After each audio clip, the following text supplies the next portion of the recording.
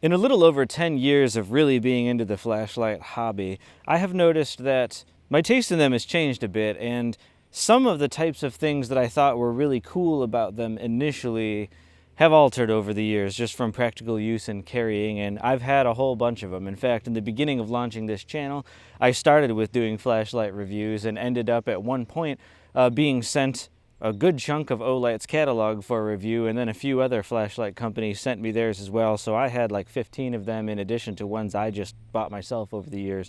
And I've had everything from little pocket lights to big ones to big mag lights to headlamps. And in thinking about it recently, I came up with 5 things that I would say changed for me over the years of carrying them in a pocket, in a backpack, outdoor use and things that have really altered how I think about what I'm looking for in a flashlight. 3 of them have to do with something that I feel is more important than lumens. 2 of them are other things. So I'll start with the first 2 that don't deal with lumens. First off, I generally prefer tail switches to side switches. This light here, the Sofirn SC18, is a great example of that. I like a lot of things about this flashlight, and I did a review of it earlier on the channel. It's got a nice mix of being small, easily pocketable, it gets very bright, and its beam is surprisingly good at throwing for a light this small. There's a lot to love about it, including its rechargeable battery on the inside. However, this side switch here is really easy to accidentally toggle when you shove it in a pants pocket or a backpack. Really, the only time I find it not easily to toggle is in maybe a coat pocket. I shove it in like this, it does all right. Now, it does have a lockout mode that you can activate, but personally, I find lockout modes a pain in the butt, especially if I'm going in the backpack suddenly because I need the light, it's annoying to get it out and then have to like press and hold before I can actually use it, especially if I'm already in the dark and then I'm fiddling with stuff. I don't like that. And you can avoid that entirely with lights that are operated from a tail switch on the back, because it's pretty difficult to push the tail switch all the way in even when this is in a backpack, and I've never had that happen. So generally speaking, that's my preference for a light that goes with me, but it's not a pocket flashlight for me necessarily on a regular basis. Not the way that this LumenTop Tool AA has been. I've carried this in the pocket on and off for years. You can tell, here I'll get it close to the camera. You can probably tell from some of the scratches and wear on this, it's been through my pockets in the laundry, it's been dropped, it's been submerged, it's been all kinds of things. A great little light. And it's tail switch driven, so it doesn't come on super easy. It makes it good for a pocket flashlight. This one, I think, hugs the difference of doing both pretty well, where it turns on and off with the tail switch and you just change modes with the side switch. That means when it's off, it doesn't matter if this one gets hit, and I think that's okay. 2, I would say heat dissipation matters more than I ever thought it did earlier on. And to me, if I had to choose between heat dissipation and size for certain applications, the dissipation is more important. This LumenTop is another good example of that. When I first reviewed this, I was impressed with its 5 modes and the fact that it has, on a AA battery, a few hundred lumens of brightness, and if you stick a 14500 in this, it hits like 650 lumens, which on a light this small off of a single AA, especially when this came out, was pretty impressive. The problem was this gets stinging hot, and I'm not exaggerating. The first night that I was using it, I was like, whoa, it was burning my fingers to hold it if you have it on longer than maybe 15 or 20 seconds. And so even if the battery will sustain that mode for longer than that, it doesn't matter if, in a practical sense, it's too hot to really use. Now, I realize on a small light like this, really good heat sinking is difficult, and you might say you wouldn't be using a light like this for big blow up a yard for any period of time usage. Fair. But it also, especially with this light, made me think in terms of consider the body shape and size when you're thinking about how many lumens that it puts out, especially if you have the Nichia lens like this one, which I'm told runs a bit hotter than Osram or Cree. But it's not the lumen count that draws me to this light, it's all of its other features, including the dual fuel, that would really make me keep it as a pocket light more than anything else. 3, the beam profile is more important than the total lumen count, and I've had that come up on a couple of lights. The LumenTop D2 that I have, I use this one as a jacket pocket light or a backpack light a lot. And this one is also a Nichia, which means it doesn't score quite as high on the lumen count as the I believe it's an Osram variant. It maxes out at, I think, 800 lumens on its turbo mode, but I feel like this has a really nice mixture of, it's got good throw distance for a light this small, and on its turbo mode, it still will really blow up a pretty good area. But it's got a wide enough spill on top of its hotspot that it's very useful for just general shining around. And in the review that I talked about this initially was against a Sofern light that was a super thrower, but it was a thrower to a fault. Like, it had this basically laser beam that came out in the middle, which went for incredible distances, and almost zero usable light outside of that. And I just thought, yeah, for special applications where you just needed to shoot really far, maybe.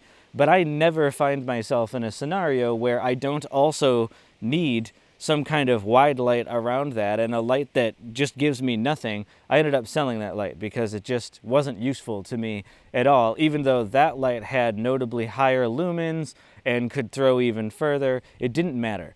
The balance of the beam, this one not being overly diffuse, it has a good hot spot, but it has a good fill area as well. That's a nice balance. And I've also seen on other lights, when I used the Olight Warrior, the original, many years ago, I found that that was just very diffuse versus a few other lights that I used, again, that had less lumens, and I actually preferred the amount of light those generated simply because those did a much better job of just creating like a, you might call it a solider beam of light instead of something so diffuse.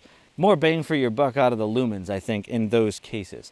This one is another good example of maybe doing in some ways a good job. It's just a big block of light that comes out pretty wide. It's pretty intense, and I like that about it, but some people also have commented on the footage that I created that it has no hot spot because it's just this like stout beam that comes out. And for certain applications, that makes this not very good for a lot of people's tastes. And so that's kind of germane to my point here as well about the beam profile, and that matters more than I ever thought it would. And honestly, in the first lights that I ever got getting into this hobby, I paid very little attention to the reflector type and what type of beam profile it put out there, because at that time I was like, whatever, you know, is it affordable? Does it have cool batteries? And is it like super lumens? And that's all I really cared about. I've come to care a heck of a lot more about good beam profile. 4 is battery versatility. To me, is a lot more important than sheer lumens. Now sure, it's nice to have a light like this one. This is the Sofern C8L. This is probably the brightest and best thrower in my collection at the moment. It will throw out like 3,000 lumens. It's got a 21700 battery in it that's rechargeable. I have no problem having a light like that in the collection for when I'm doing serious outdoors tasks and I need a light that will both be very bright and run for a long time, so I'm not worried about battery time. It's awesome to have a light like this in the collection, but it would not be my everyday light that I'm carrying around with me everywhere I go, even if it were smaller. And that's largely because it can only take a 21700 battery that is rechargeable. Now, in the best of times, in a normal day, keeping it charged up is not a big deal. And it has a long enough battery life that you're not concerned about, well, what if I'm out somewhere this evening and then I'm not going to have a chance to charge it for quite a few hours? Not an issue. This will last. But something I really am drawn to about this LumenTop tool light is the dual fuel nature of it. It can take a regular Energizer type alkaline battery, AA, it can take a nickel metal hydride, and it can take a 14500 rechargeable battery. That is a great balance. You could use any of the 2 rechargeable types for daily use, and then if you were in some kind of really tough scenario where, say, there were major power outages and supply shortages and you didn't have the ability to plug into your wall to charge up one of the chargeable batteries, well, I love that with the same light, you can just stack some extra alkaline batteries in your backpack or raid your child's toys for AA's or go to any convenience store or any place like that and pretty reliably find batteries that will keep this going. I don't think it's as practical to carry a whole bunch of 18650 or 21700 batteries, or in this case a 14500 in your backpack all the time, especially with how heat sensitive that is. But it is pretty practical to carry extra AA's in your pack, and to me, as a light that I'm going to bring with me on a day-to-day basis, that's really important to know that pretty much no matter what scenario I find myself in, I can find a way to power this. Pretty relatedly is my fifth point, which is I need to feel like I can count on the light for me to want to carry it in a tough scenario. I don't only choose my lights based on, you know, today where everything's going to plan and it's a totally normal day, is the light okay? I also like to choose lights that I'm going to bring with me all the time, kind of based on if stuff seriously went wrong today, if I found myself in a really bad situation, if I were lost, if I went out in the woods where I thought I was only going to be out until a little after sundown and then whoops, I'm out there for some period of time. Is this light still appropriate? And that's where lights that I have owned for many years, this is the Lumentop Tool AAA, I've had this light for a long time and I like it. And it's actually held up really well. It saved my butt on a night where I was working on a rental property doing some painting, and I was working there after hours and the lighting was just terrible in the room that I was in. And so I was able to clip this onto my hat, and even on its higher mode, it lasted long enough for me to finish that job. However, AAAs don't store a lot of power, obviously, so this is an ultimate pocket light. You could put this in a pocket and barely even feel that it's there. And so in a lot of ways, this light feels like it's designed to go with you everywhere you go, but because its higher mode only lasts for like 35 minutes, I find that in some cases I have chosen not to carry this one with me. I keep it clipped in my backpack, so it's always with my pack, but it's not my general pocket light. And that's the reason why, is it's extremely easy to carry around with me, but I'm like, I need more runtime than that. If I'm in a bad scenario, I can't have only 30 minutes. And the problem is, even though AAAs are a battery that you can usually find in stores too, I don't keep around my house nearly the stock of AAAs that I do AAs, and for a lot of people I know around their houses and stuff, it's the same case. So while the battery is fairly, you can salvage it from around places, I don't think it has the practicality of a AA, nor nearly the fuel storage of a AA. And so often I would rather put up with the increased girth of a AA light than something like this, just because this has modes kind of middle of the road and its higher modes that just give me run times that I feel like would get me out of a bad scenario. And it's also the reason that this one is a jacket light that I carry with me a lot of the time, for the same reasons. This one has a 21700 battery in it as well, and its run times on its medium and even its higher modes are plenty long enough to get out of most bad situations that you're in. And if you put it on its lower modes are still bright enough to functionally walk around outside and would last you for well over a day. That I can count on.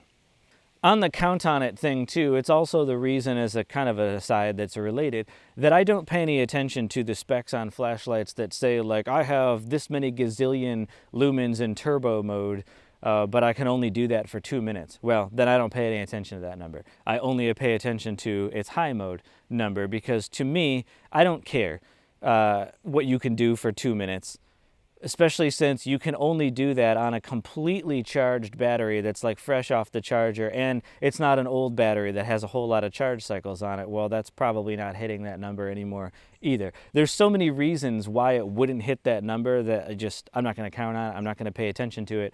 I'm not going to choose the flashlight based on that number, and I don't care. I only care what output mode it can sustain for any real period of time. And on most of those kinds of lights, it tapers off from its turbo mode in 2 minutes down to its high mode. Okay, then I want to know what the high mode is and what the runtime of the high mode can offer, because that's what I'm going to have to count on if I'm really using the light. And it's why I like a light like this for heavy outdoors tasks, because the heat dissipation on it is solid.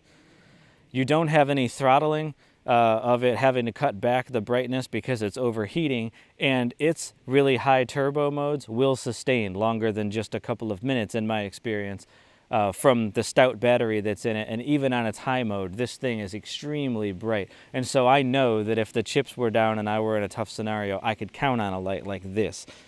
People could say, well, on a light like this, you're only like, you know, you only need a few lumens, 10 lumens or something to shine under a desk. And I would argue, yeah, but I don't like to carry a light around that doesn't offer modes that are that much brighter than what my phone flashlight would offer. And when I do need brighter than that, that's when I'm going to use the flashlight. And The medium mode on this is quite usable, and it is better than your phone thing. And the medium is where I would use a little light like this most of the time. But like I said, its limited high mode just makes me reluctant to pocket it and carry it everywhere I go, because as many people point out, your pocket light is the one you're most likely to use, and in a bad scenario is most likely the one that you're going to have to stick with, because you might not have thought that day, hey, let me throw this honking flashlight in my backpack just in case. So I'm probably not going to have this light if I'm out somewhere in a scenario. I'm probably going to have what's in my pocket. And so you're choosing trade-offs in a pocket flashlight, I think, of what is still fairly pocketable but has enough of a balance of brightness and run times when I really need it. I hope that's kind of an interesting discussion for you guys. Let me know what you think. Do you have kind of the same opinions on some of this stuff, or do you differ? I would love to hear from the community on this, of what you think about flashlights that you've used over the years, and what are some of your favorite pocket flashlights that either go in a pants or a jacket pocket, or maybe you bring in a backpack with you everywhere you go? And what are the criteria that really make those stand out for you, that you choose those over everything else? Look forward to reading that. And otherwise, I'll catch you all in the next video.